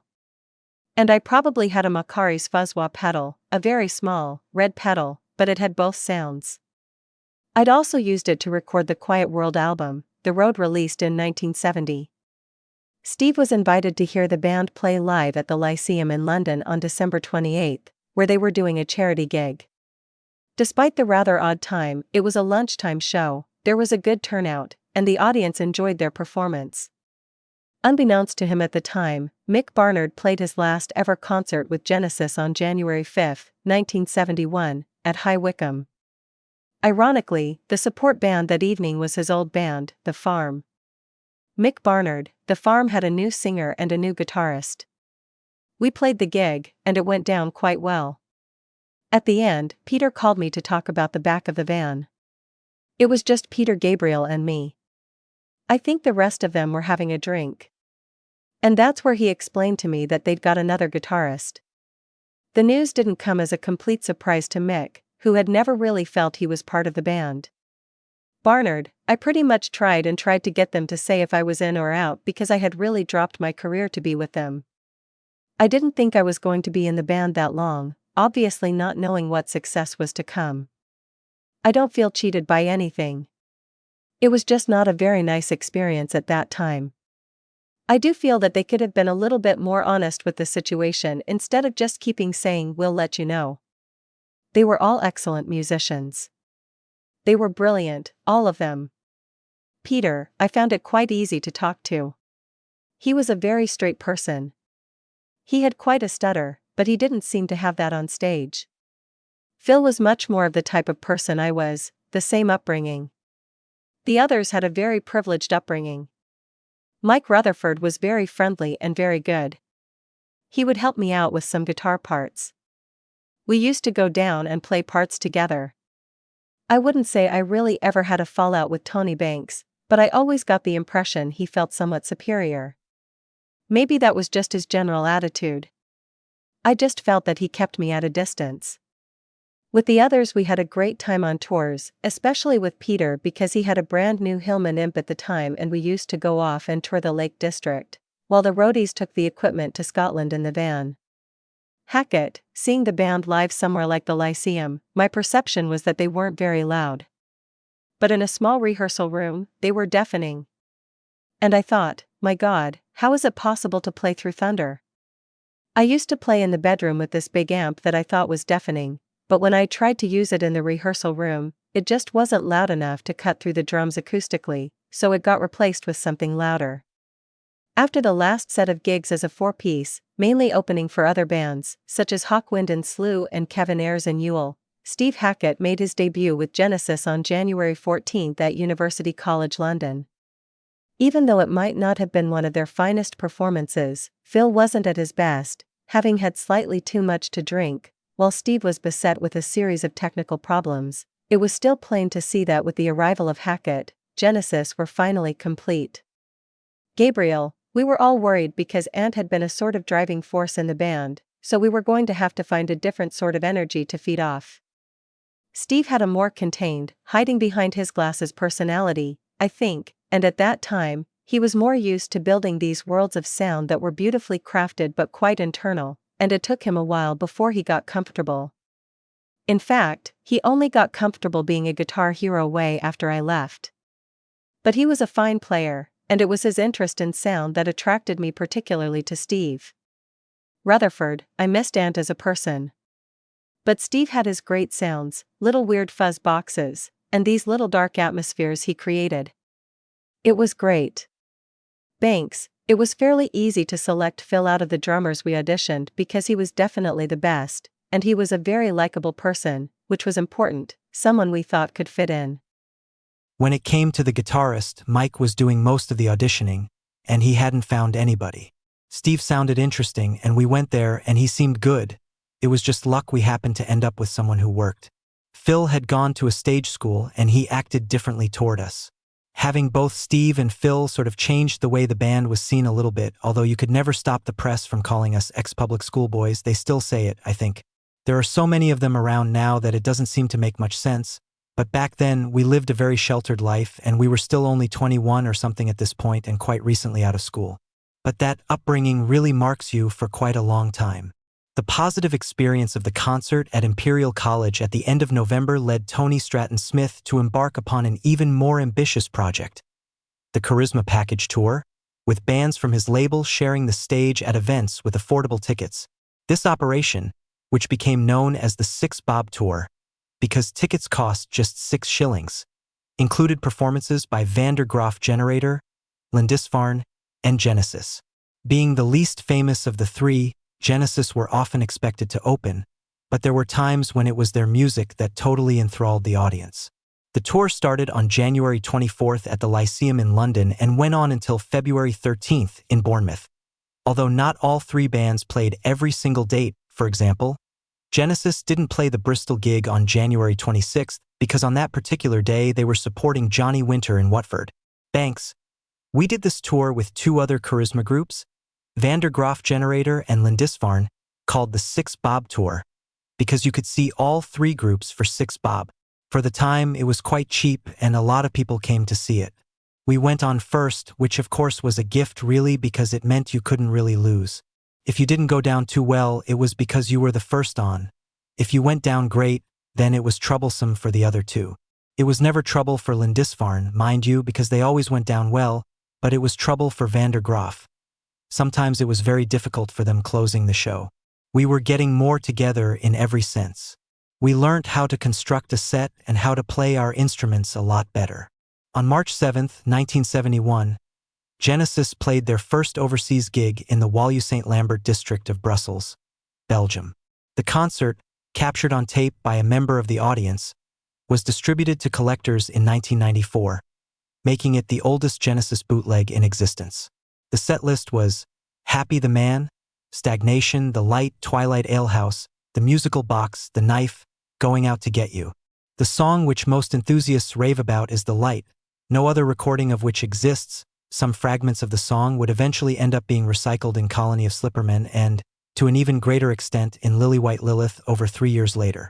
But there are other aspects of the bootleg which make it extremely interesting. Happy the Man was a brand new acoustic composition played on 3 12-string guitars by Mike, Tony, and Steve, and sung by Peter and Phil almost in unison. This song would only be recorded a year later in a distinctly faster version. The Musical Box is also quite different from the version which was officially released a few months later, with Steve Hackett's solo still not completely defined and with an extended central section. Before returning to England, Genesis spent another 2 days in Brussels to take part in a television show between the 8th and the 9th of March, all trace of which has, alas, been lost. Thanks. In England, we were just one of hundreds of bands going up and down the country playing wherever we could. TRESPASS seemed to go down quite well in Belgium.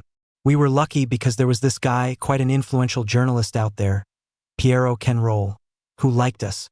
We received quite a good offer to go there, and it was quite an adventure for us, really. We went over on the ferry and we played a couple of shows that weren't that fantastic, but there was this sort of enthusiasm there that was quite fun. It was the first time we felt we were wanted. Stratton Smith, meanwhile, was continuing to focus on promoting the top charisma bands, and after the Lyceum Easter Festival on April 9th with Genesis, Van der Graaf Generator, Audience, and other bands, he came up with the Charisma Tour with 8 concerts between the 11th and the 26th of April. With Van der Graaf Generator firmly billed as headliners, Genesis performed at all the shows while the third group varied between Lindisfarne and Graham Bell and Ark. After a relatively quiet May, the highlight of which was the session for the famous BBC DJ Bob Harris on the 10th, Genesis played the Musical Box and Stagnation live. June proved to be quite an important month. The band performed at the London Lyceum again, only this time as headliners. The opening acts were Lancaster and Bell and Ark, while on the 19th they were back at Friars, the Aylesbury venue, which in the meantime had moved to larger premises, that had hosted them so often and with such enthusiasm in the previous months. Here, in a sudden burst of overconfidence during the encore of The Knife, Gabriel took a running jump into the audience, which, instead of catching him, moved out of the way, leaving the lead singer to crash to the floor and break his ankle. As a result of the accident, Peter was forced to go on stage in a wheelchair and use crutches in the following shows, including their performance at the prestigious Reading Festival, held over 3 days from 25 to June 27th. Genesis played on Saturday, June 26th, even though their name was one of the smaller ones on the event posters, which included East of Eden, Lindisfarne, and Wishbone Ash, to name but a few. Before taking a break to write and record the songs for their third album, Genesis managed to play the marquee again in the summer of '71, July 9th, and participate in the Rock Against Racism event on July 20th, Redditch, with support band Sonny's Disco. The last show was again in Belgium, this time at the Fêtes de la Joie, a pop festival held in Jemelle over 4 days, 5 to 8 August. Genesis played on the Sunday, the last evening, as the event's main attraction.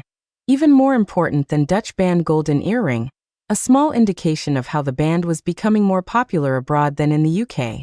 Gabriel. 2 clubs were key to us around then, Friars and the Angel in Godalming, and we did well in Newcastle and Glasgow. It was quite strange because we seemed to get through in tougher working-class cities and Southern Europe. It was harder for us in the cliquey, cultured world of London and some of the big cities. We wanted to develop our music, we wanted to get more energy into it, more of a darker feel too, and to expand, if you like, the horizons of the musical world that we were living in. And things were beginning to work live. The growth of Genesis from both a technical and theatrical point of view was undeniable. Gabriel. My flute playing, which was never great, was something that gave our music a bit of character. I was an aspiring drummer, that's where I started off. I loved grooves, always have done, and to me an absolutely critical part of getting any piece of music to work is to make it feel right.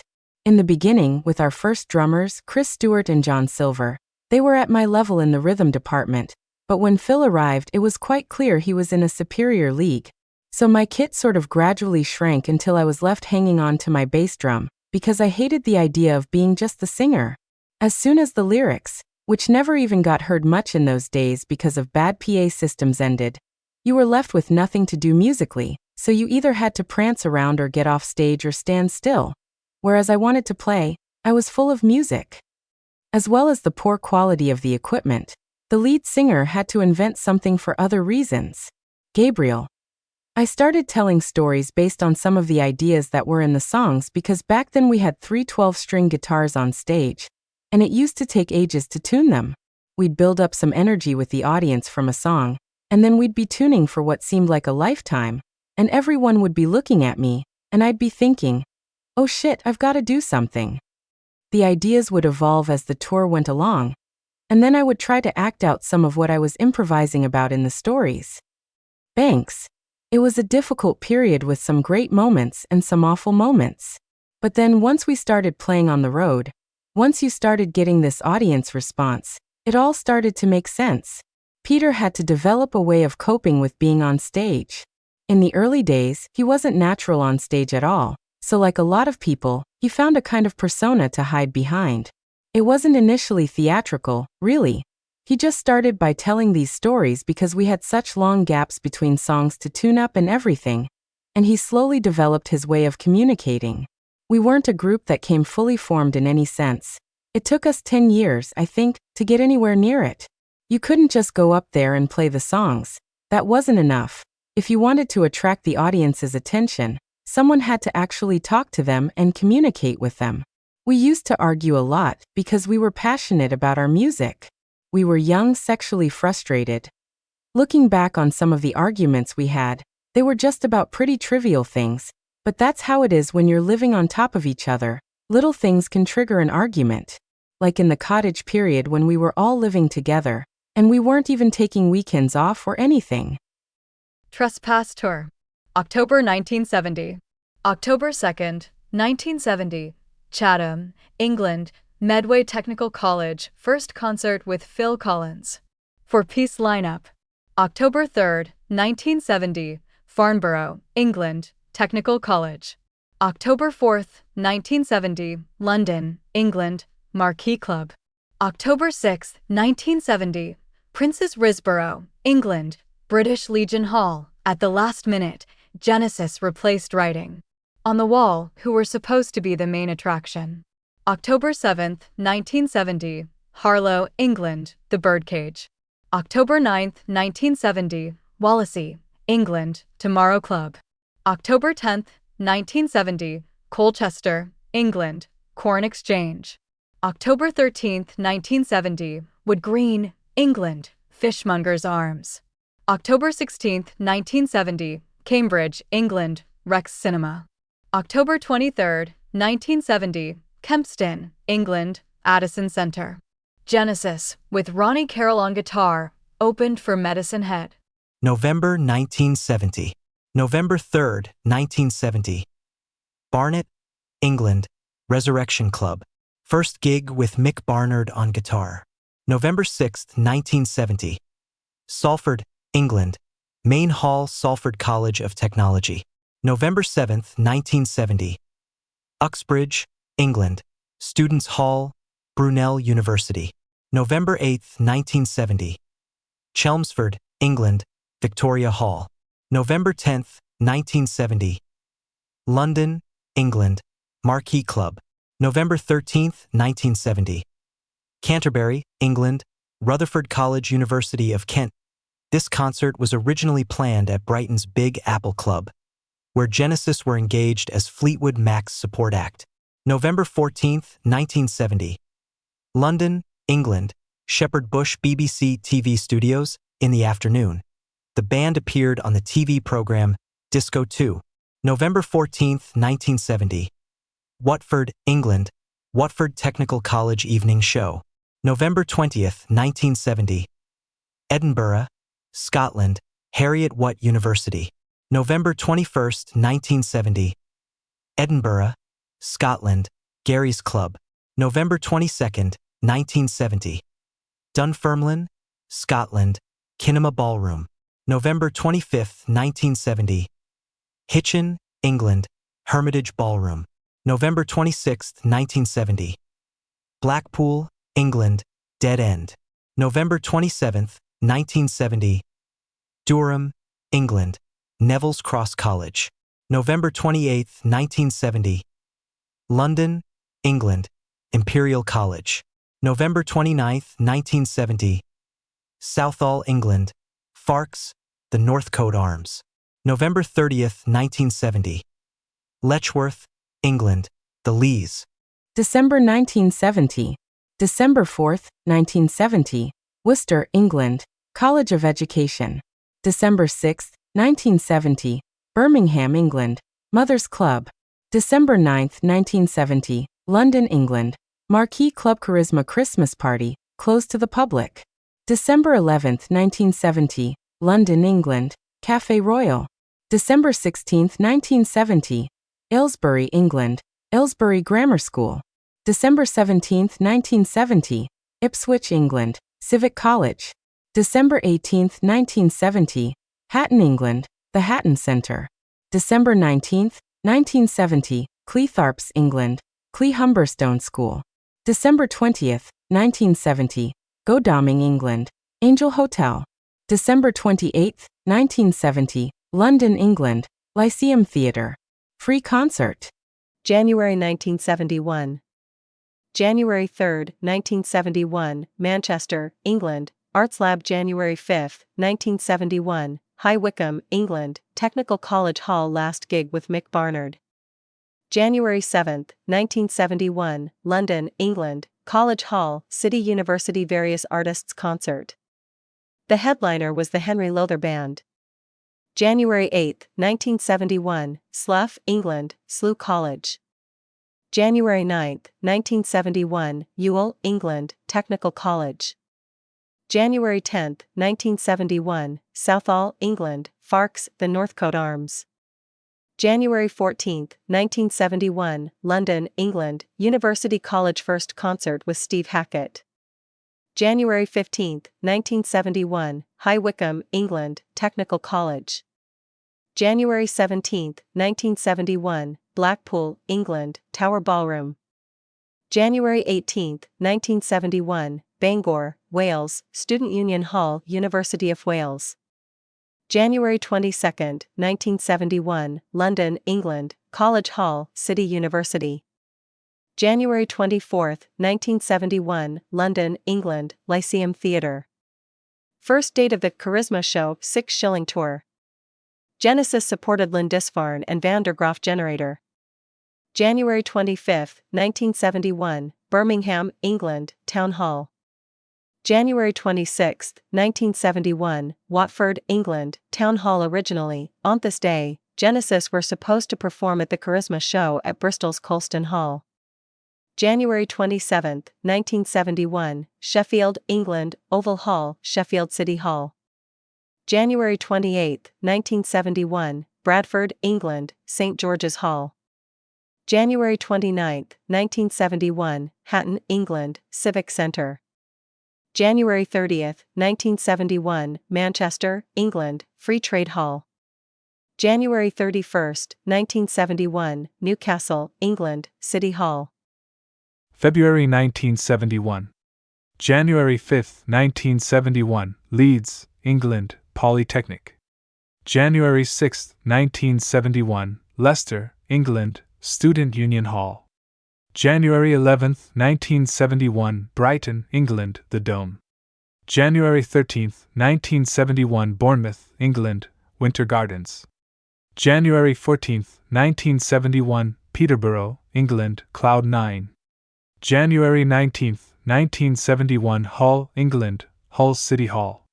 January 20, 1971, Southampton, England, University of Southampton, Students' Union. January 22, 1971, Bristol, England, The Granary. January 23, 1971, London, England, Blazes. January 25, 1971, Liverpool, England, Mountford Hall University of Liverpool. January 26, 1971, Haverfordwest, England, Technical College. January 28, 1971, Stowe, England, Roxburgh Hall Stowe School. March 1971. March 4, 1971, Blackpool, England, Tower Ballroom. March 5, 1971, York, England, Great Hall York University. March 6, 1971, Birmingham, England, Lyceum Theatre. March 7, 1971, Brussels Walliers St. Lambert, Belgium, from the first concert abroad ever. March 8, 1971, Brussels Site Rayers, Belgium, RDB TV Studios Uncertain Session. March 9, 1971, Brussels Site Rayers, Belgium, RDB TV Studios recordings for the TV show Pop Shop, never broadcast. March 10, 1971, Leicester, England, De Montfort Hall. March 13, 1971, Colchester, England, Great Hall University of Essex. March 21, 1971, Cardiff, Wales, Sophia Gardens. March 24, 1971, Greenford, England, Big Brother Club. April 1971. April 2, 1971, Hemel Hempstead, England, Decorum College. April 3, 1971, Farnborough, England, Technical College Hall. April 5, 1971, Godalming, England, Angel Hotel. April 9, 1971, London, England, Lyceum Theatre, Lyceum Easter Festival. April 11, 1971, Croydon, England, Fairfield Hall. First show of the second Charisma Tour, with Van der Graaf Generator and Lindisfarne, the latter sometimes replaced by Graham Bell and Ark. April 13, 1971, Portsmouth, England, the Guildhall. April 15, 1971, Guildford, England, Civic Hall. April 17, 1971, Durham, England, Dunelm House, Durham Technical College. April 22, 1971, Southport, England, Floral Hall. April 23, 1971, Glasgow, Scotland, Green's Playhouse. April 24, 1971, Dundee, Scotland, Caird Hall. April 25, 1971, Edinburgh, Scotland, the Cayley Picture House. April 26, 1971, Manchester, England, Free Trade Hall. April 30, 1971, Kingston upon Thames, England, Arts College. May 1971. May 1st, 1971. Hitchin, England, Hermitage Ballroom. May 4th, 1971. Portsmouth, England, the Guildhall. May 6th, 1971. London, England, Marquee Club. May 7th, 1971. Norwich, England, Assembly Hall, University of East Anglia. May 8th, 1971. Halifax, England, Clarence's. May 10th, 1971. London, England, BBC T1 Studio Sounds of the 70s radio broadcast. May 14th, 1971. Whitley Bay, England, Rex Hotel. May 21st, 1971. Bletchley, England, Bletchley Youth Centre. May 22nd, 1971. Watford, England, Kingham Hall. June 1971. June 6, 1971, London, England, Lyceum Theatre. June 12, 1971, Edinburgh, Scotland, Queen Margaret College. June 18, 1971, Cheltenham, England, Cheltenham Town Hall. June 19, 1971, Aylesbury, England, Borough Assembly Hall. During the performance of The Knife, Peter Gabriel broke an ankle jumping from the stage. June 26, 1971, Reading, England, Thameside Arena, Reading Festival. June 28, 1971, Southall, England, Farks, the Northcote Arms. July 1971. July 2nd, 1971, Kempston, England, Addison Centre.